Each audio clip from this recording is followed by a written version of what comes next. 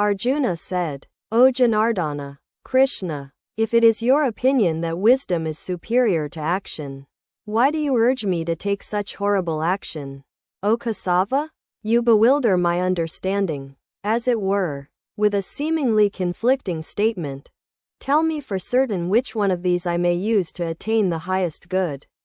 The Blessed Lord said, O unblemished one, 2 kinds of steadfastness in this world were spoken of by me in days gone by. Through the yoga of knowledge for the men of realization, through the yoga of action for the yogis. A person does not attain freedom from action by abstaining from action. Nor does he attain fulfillment merely through renunciation. For no one ever remains even for a moment without doing work. For all are made to work under compulsion by the gunas born of nature. One who, after withdrawing the organs of action, sits mentally recollecting the objects of the senses, is called a hypocrite, for they have a deluded mind. But, O Arjuna, one who engages in karma yoga, controlling the organs of action with the mind and becoming unattached, excels. You should perform your obligatory duties, for action is superior to inaction. Moreover, even the maintenance of your body will not be possible without action. This man becomes bound by actions other than those intended for God. Without being attached, O son of Kunti, perform actions for him. In days of yore, having created the beings together with the sacrifices, Prajapati said, by this, you shall multiply. Let this be your yielder of coveted objects of desire. You nourish the gods with this. Let those gods nourish you in return. By mutually nourishing each other, you shall attain the supreme good. Being nourished by sacrifices, the gods will indeed give you the coveted enjoyments. He is certainly a thief who enjoys what has been given by them without offering it to them. By partaking in the remnants of sacrifices, they become freed from all sins. But those who are unholy and cook for themselves incur sin. From food are born the creatures. The origin of food is from rain. Rain originates from sacrifice. Sacrifice has action as its source. Know that action has the Vedas as its origin. The Vedas have the immutable as their source. Hence, the all-pervading Vedas are forever based on sacrifice. O Partha, he who does not follow the wheel thus set in motion lives in vain. Their life is sinful, and they indulge in the senses. But that man who rejoices only in the self, is satisfied with the self, and is content only in the self. For him there is no duty to perform. For him, there is no concern here at all with performing action, nor any with non-performance. Moreover, he has no dependence on any object to serve any purpose. Therefore, remaining unattached, always perform the obligatory duty. For, by performing one's duty without attachment, a person attains the highest, for Janaka and others strove to attain liberation through action itself. You should perform your duties, keeping in view the prevention of mankind from going astray. Whatever a superior person does, another person does the same. Whatever they uphold as authority, an ordinary person follows that. In all the 3 worlds, O Partha, there is no duty for me to fulfill. Nothing remains unachieved or to be achieved. Still, I continue in action. For, O Partha, if at any time I do not continue vigilantly in action, people will follow my path in every way. These worlds would be ruined if I did not perform action. And I shall become the agent of intermingling of castes, and shall be destroying these beings.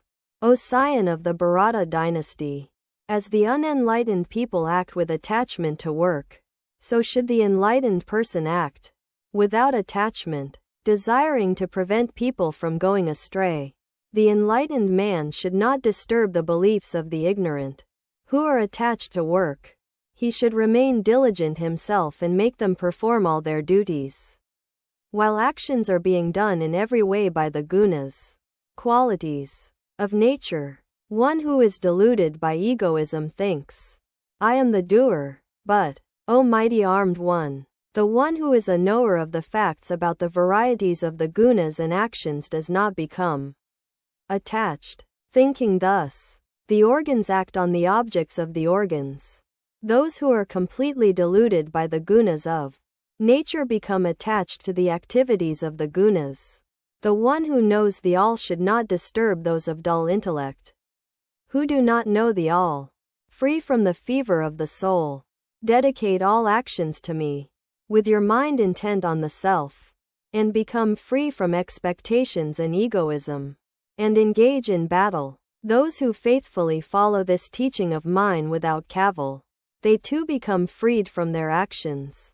But those who, finding fault where there is none, do not follow my teaching, know them, who are deluded about all knowledge concerning the qualified and the unqualified Brahman, and who are devoid of discrimination, to have gone to ruin. Even a man of wisdom behaves according to his own nature. They follow their nature. What can restraint do? Attraction and repulsion are ordained with respect to the objects of all the organs. One should not be swayed by these two, as they are adversaries. One's own duty, though defective, is superior to another's duty well performed. Death is better while engaged in one's own duty. Another's duty is full of fear. Arjuna said, "Now then, O scion of the Varshni dynasty, Krishna, what compels this man to commit sin even against his will, as if he were constrained by force?"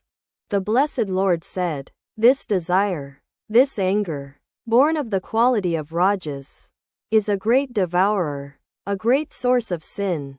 Know this to be the enemy here. As fire is enveloped by smoke, as a mirror is obscured by dirt, and as a fetus remains enclosed in the womb, so is this shrouded by that. O son of Kunti, knowledge is covered by this constant enemy of the wise, in the form of desire, which is an insatiable fire. The organs, mind, and intellect are said to be its abode.